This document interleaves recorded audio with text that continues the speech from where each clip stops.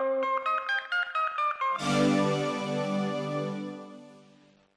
many ways, one of the strange things about politics today is that people quite often argue that it has a kind of managerial quality, that there's no great ideological divides, there's no big issues. I think that that's a very strange take on where we are in terms of the choices we face as a society. If you think of the scale of the environmental challenge, if you think about the difficulties of ensuring that we can continue to fund public services, not just in the light of the current financial squeeze, but in the light of a growing and ageing population and growing demands for those services. And it doesn't seem to me that we're necessarily talking about different forms of subtle management. We're actually talking about making some significant political and economic choices. Politics hasn't gone away. And I would argue that a lot of the issues that we face require a co-production response. They require action by government and action by citizens. If we're going to do something about the environment, that's an obvious, I think, example. If we're going to do something about tackling crime, I think that's an obvious example.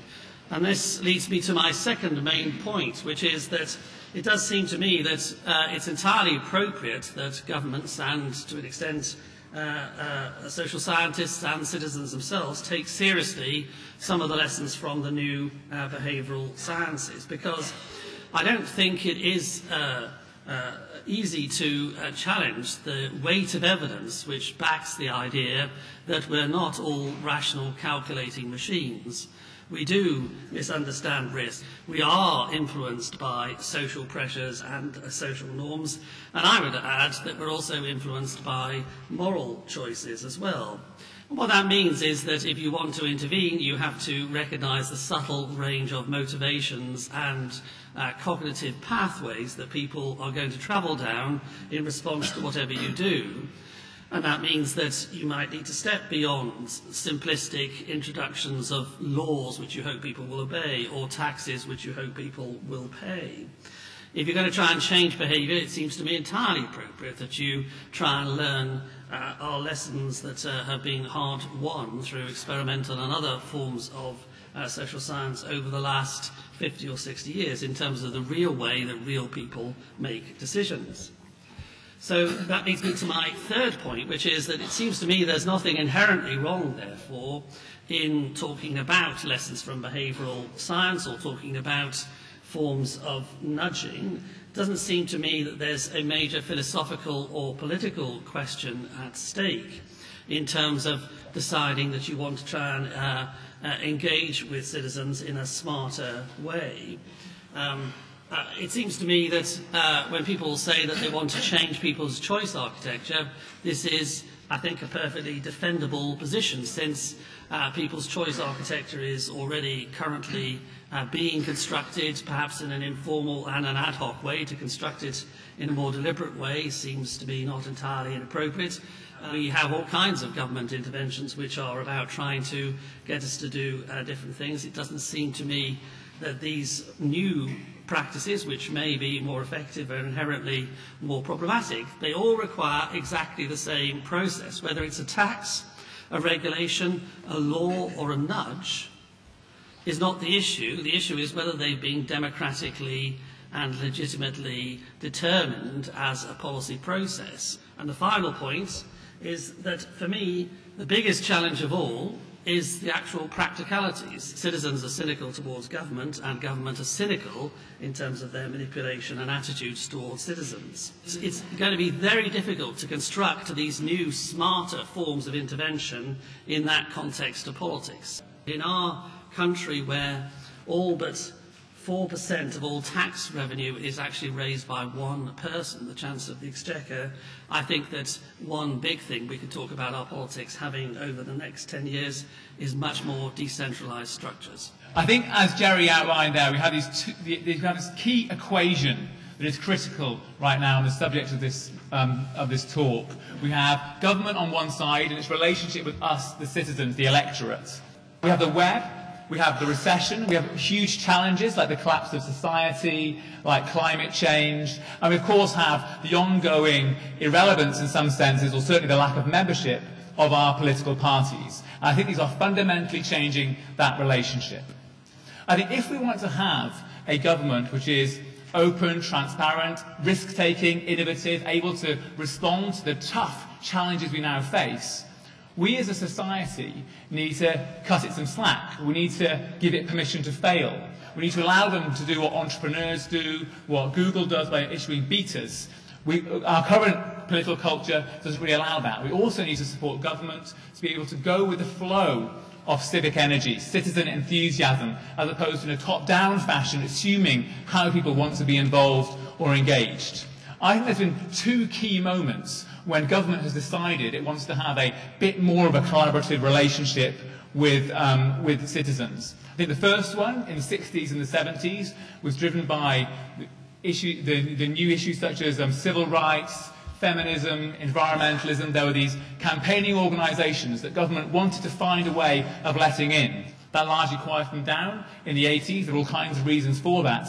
And then in the 90s, we saw a new emergence of enthusiasm from government to do this. Now, I think largely that was to do with the collapse then of party membership and the fear and the fear within political parties of having legitimacy. And over the last 10, 15 years, we've seen money flowing into this area. It's been many, particularly at a national level, of the models have been just new ways of better understanding the public, trying to essentially manipulate them to get outcomes out of them they wouldn't otherwise be able to have to legitimate their policies. One of the sort of iconic examples is the e-petition. I don't know how many people here have signed the e-petition, the number 10 e-petition. Who knows that next month e-petitions are a legal requirement in every single local authority across the UK? Maybe that's a good thing, maybe it's not. But what we're seeing with these e-petitions is we're getting very large numbers of people getting involved, but we're not managing to solve any of our problems. So the iconic example, which was 1.8 million people being opposed to the congestion charge, hasn't helped in any way to tackle the issue of congestion. I would suggest that now we're moving into a third wave, whereby because of the recession and because of the tools that we have, we're going to be putting the tools of engagement into the hands of the community, whereby they will then be able to operate and interact with the government on the basis that they're most enthusiastic about. The government is only going to support these co-productive activities that Gerry was speaking about if they put data on the table.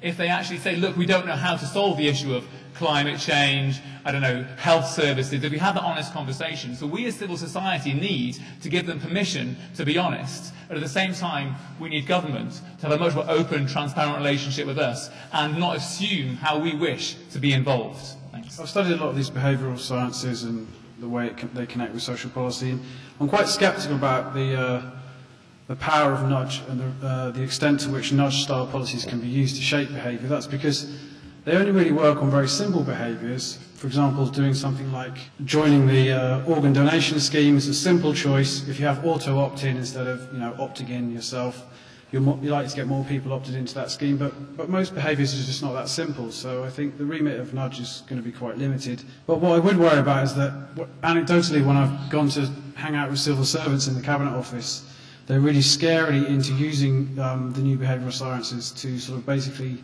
just get people to do what they want.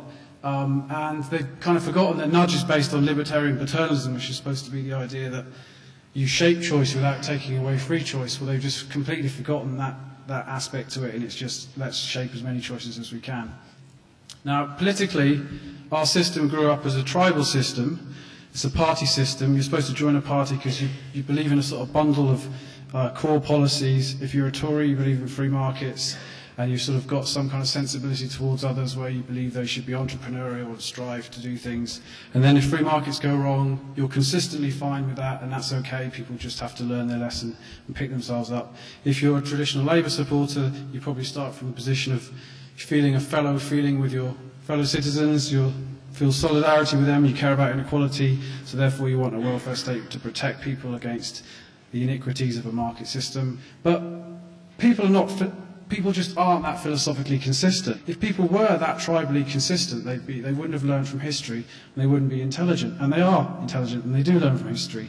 So they're not prepared to just be a free market Tory or a simple welfare state social democrat anymore. They're more complex. And ideologically, we've got a kind of system that does represent that. So that's a good kind of inconsistency that we possess. But there's a bad kind of inconsistency that we possess where we sort of just indulge our own biases and we have, self-serving opinions. So if you interview the public about public service cuts, they'll say, yeah, we need really big cuts, but not in any of the services I use. Or they'll say, I want to pay, really low taxes, but I want Scandinavian-style services. Well, that's just inconsistent. That can't happen. And that kind of bad inconsistency is based on our kind of psychological flaws as human beings, if you like. The system itself doesn't represent those inconsistencies.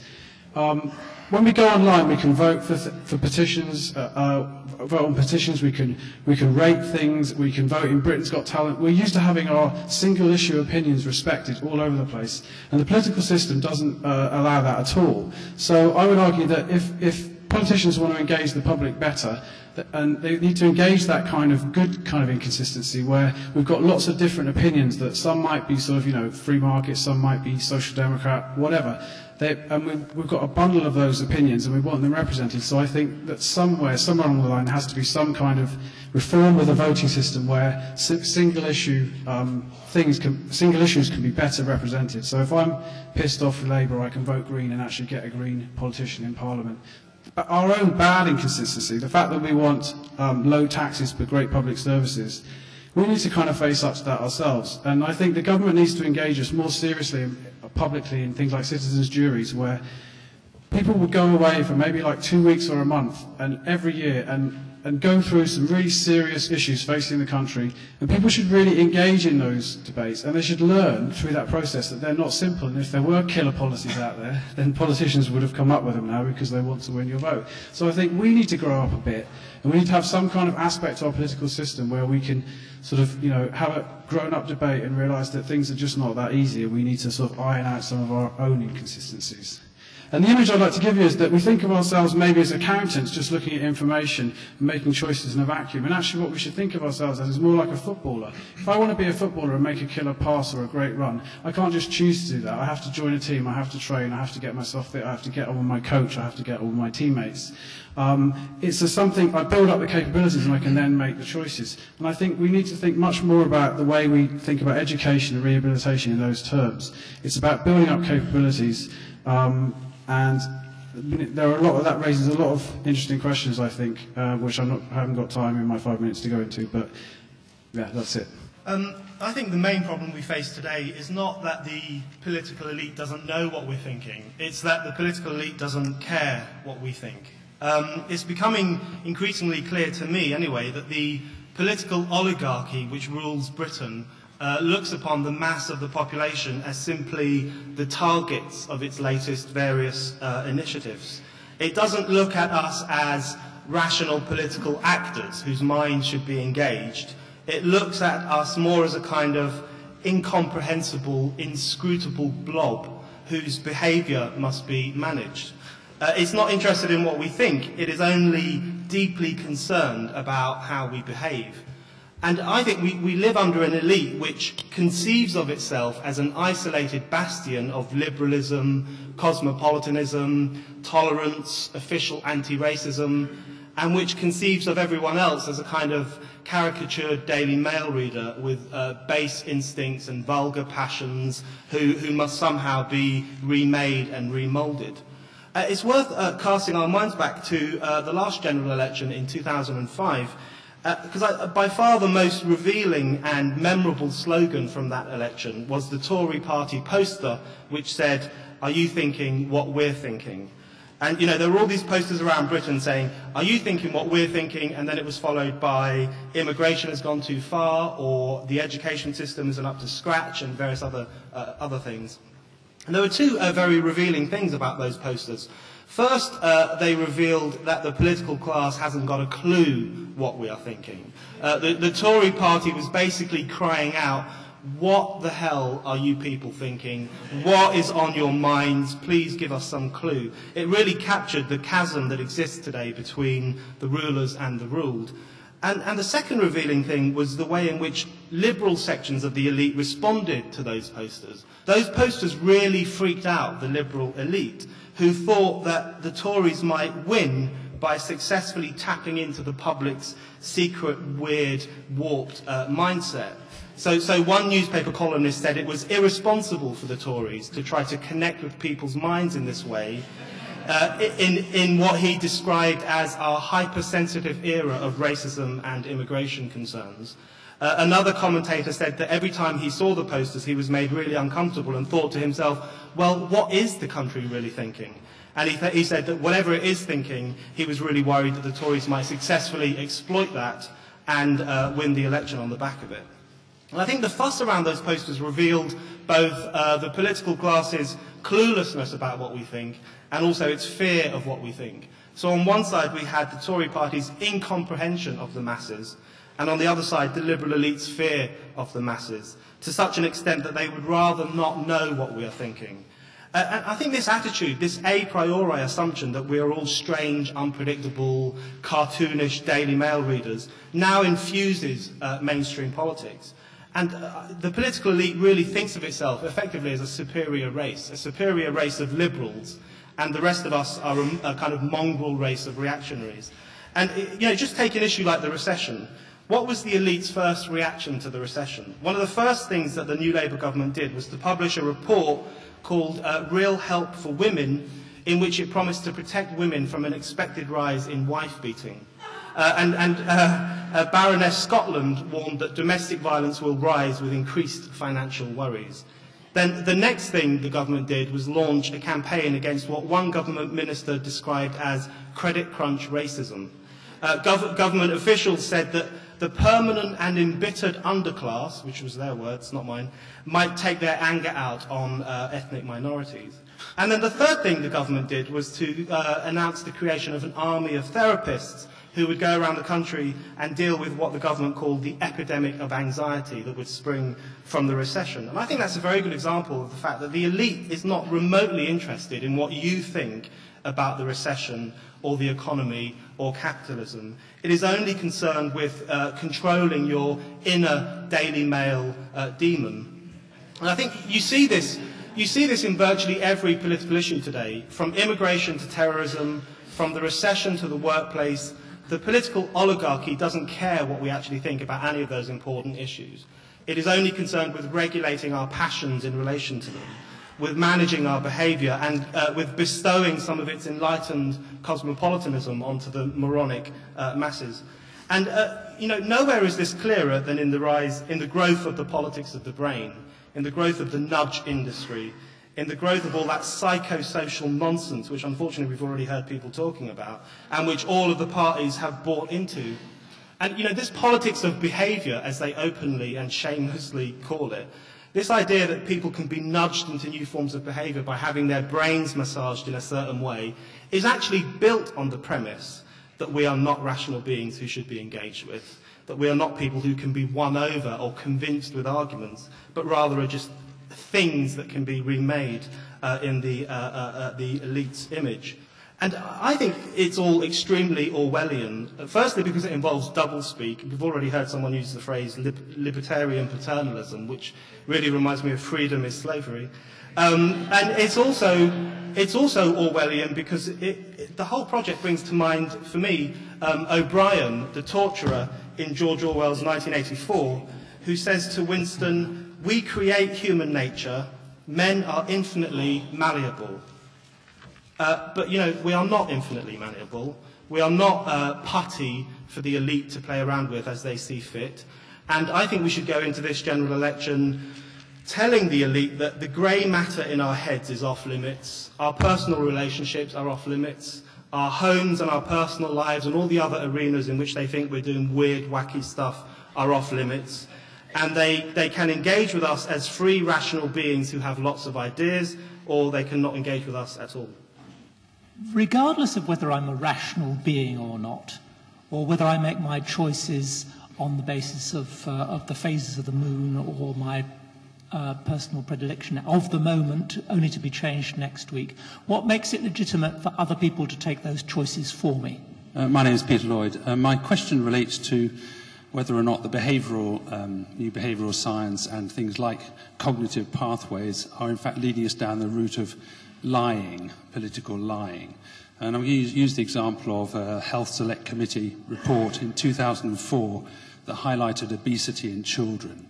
And he used the example of a 3-year-old girl who died, who was obese. They made a point of saying that. Her doctor complained and said that it was completely untrue. In fact, she died of a genetic deformity. But a number of people involved in that report, and a lot of advocates of it, actually said it didn't matter. They didn't want to back down because they needed to send a message and they were not going to change their view. And I'm wondering if it's this behavioural approach which is causing people to accept that the truth isn't actually what matters in this case, more the message. I think we're as rational as the frameworks that we have to think in. If what you do is you just present to people kind of micro-choices, or worse than that, you don't even address them at the level of ideas. What you do is just try to nudge them into making some choice, which you don't even present them a framework for thinking about, then they're going to look pretty irrational. You know, in the past, people did think in terms of ideologies. Now, I'm not saying that we can just recreate those. They don't come out of nothing. You know, they have to be there. But what seems to be going on is a kind of mitigation strategy, really, to deal with the assumption that, you know, ideas are dead. And that does seem to be very, very problematic. Nico MacDonald, I'm co-author of the Big Potatoes Innovation Manifesto. This is to Matt. I've heard Matthew Taylor, who's the chair of the RSA, of which I'm a fellow, in fact, talk about cognitive dissonance, which seems to be the groovy term for what you were talking about expecting to have low taxes and high quality of healthcare. And actually, I'm not sure that's so dissonant in the sense that historically we've actually managed to have more with less. We've, you know, historically in the last 150 years, we have increased our quality of life, including healthcare and social services, while being better off and paying relatively lower taxes. So actually it seems to be quite a rational thing to do and quite rational to expect that to be the case. And in fact, those people who expect that, I think, are rather more progressive than the cognitive dissonance crowd.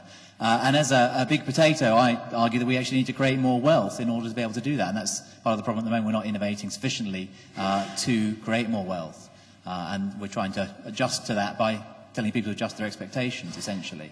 Bruno Waterfield, I work for the Daily Telegraph. One of the things that has struck me about what a lot of people on the panel has been saying are the echoes going back well over a century to the discussions about universal suffrage. And I think that was the big relationship in the change between the institutions of the state and government and the people. It was universal suffrage. No one has kind of mentioned this in the discussion. All the arguments against universal suffrage, which had to be fought for nearly a century, people died doing it, those people, the suffragettes, remember them.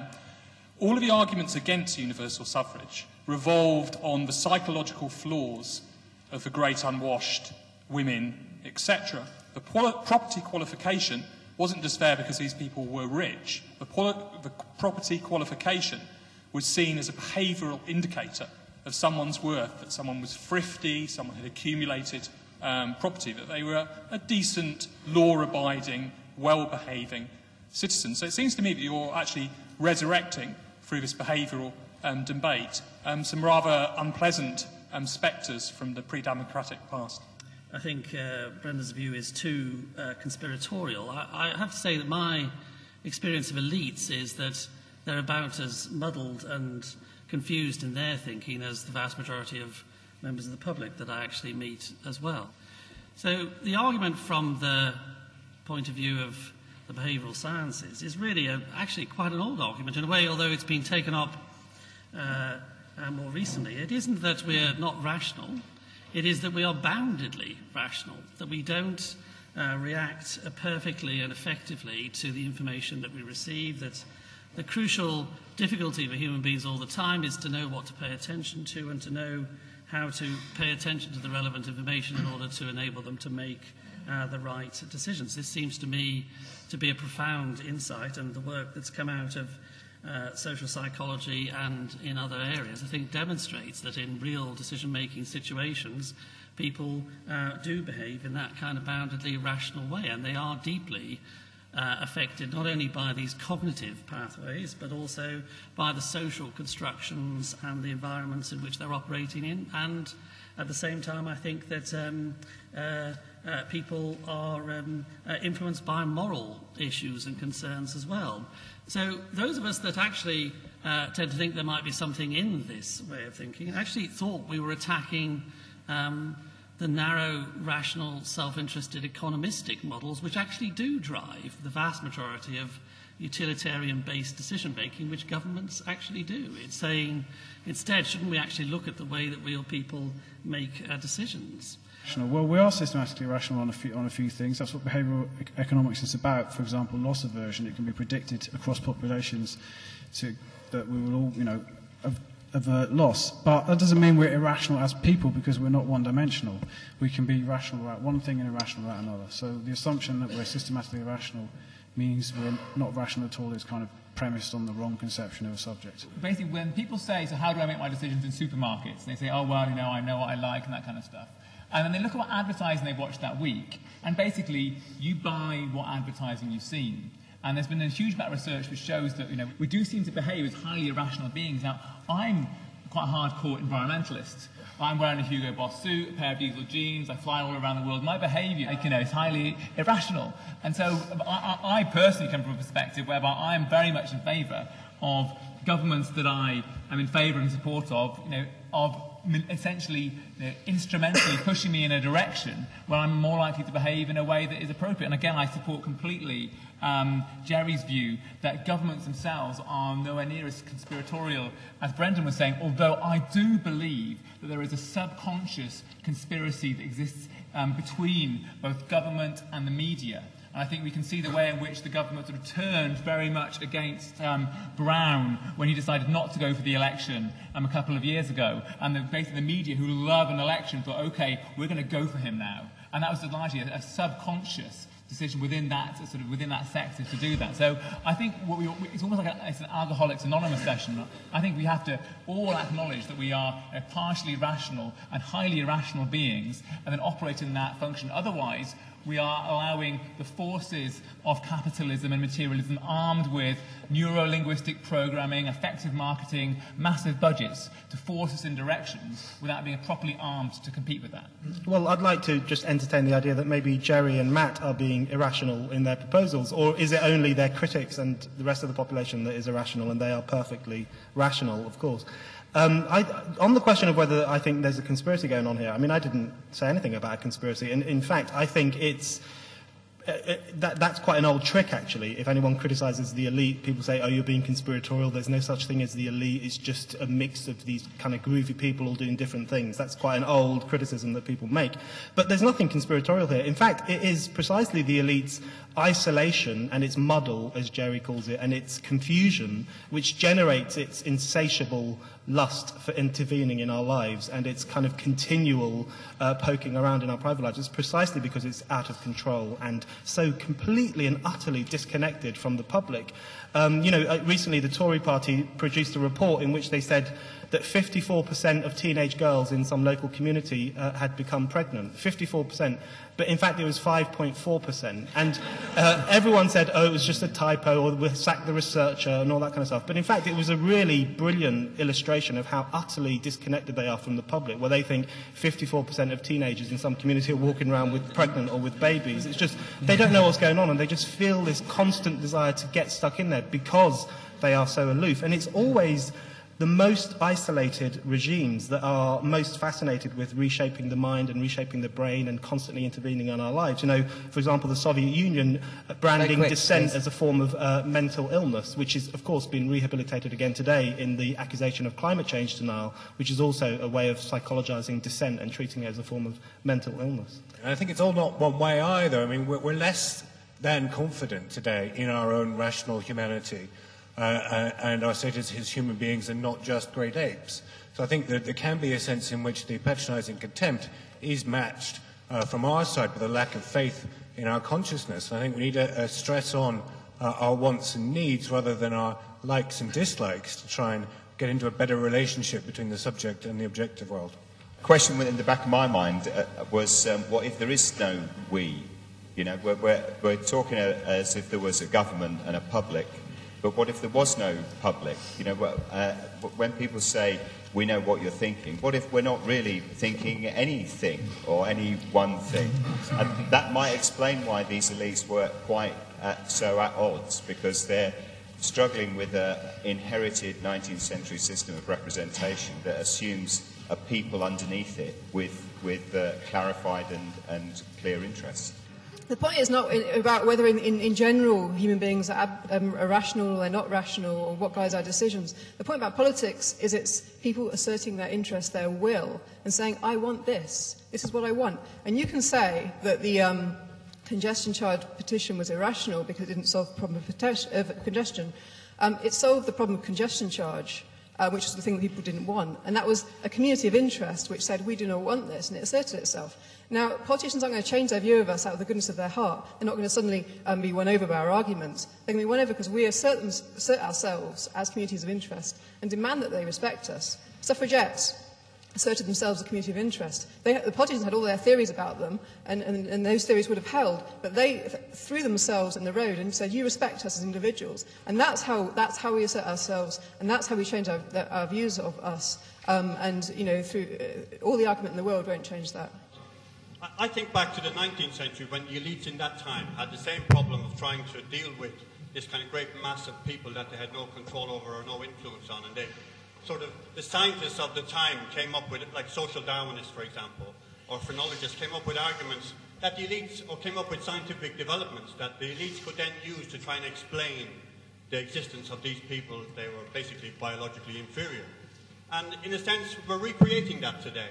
And I'm not saying that scientists are sort of, you know, deliberately coming up with this kind of thing to help the elites, but what I am saying is that neuroscience becomes the basis on which the elites can start to redetermine or re-explain something about these people that they know nothing about. And the whole thing is based on the fact that they can't really do anything to eliminate inequality from society or to take society progressively forward. And in a sense, you know, you are complicit in that whole project. Before we start nudging, we need to answer some questions about our visions, our ideas. And about a month ago, I saw a research report into why poor people are not saving. So they wanted to know what kind of behavioral things they can do, or what kind of weird genetic predisposition these poor people had for not saving. Well, I know how to nudge them. I take away from this meeting very much that I might be involved in some conspiracy to create a Frankenstein monster, but I want to reinforce the fact that my name is Stoker, and Stoker, of course, was the famous author of Dracula, not Frankenstein. And one of the things I think sort of overlies all of this is this issue of time poverty, that we are busier than we ever were before. The recession's made this even worse. And the lady mentioned before the example of the suffragettes asserting themselves. That was a great but tragically rare example of the public asserting themselves around a solution to a problem. It happens far, far too little. So we need to really think a bit more about that.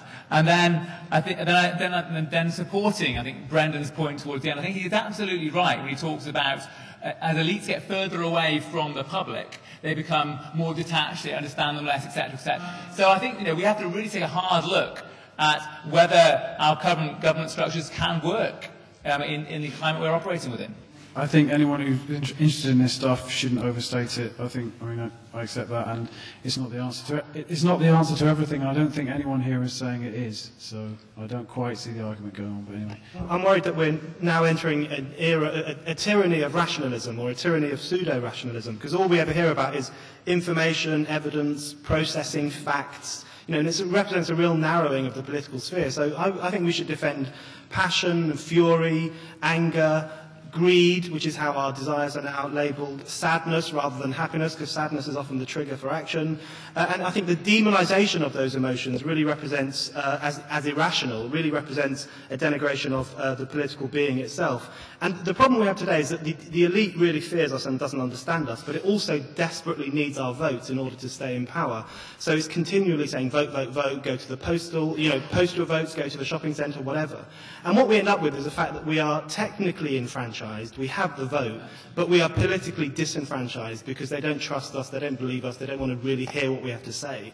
And so I think we should go into this election arguing for more than technical enfranchisement. We should argue for political enfranchisement, which means stirring up debate and being rational and irrational and making some serious demands.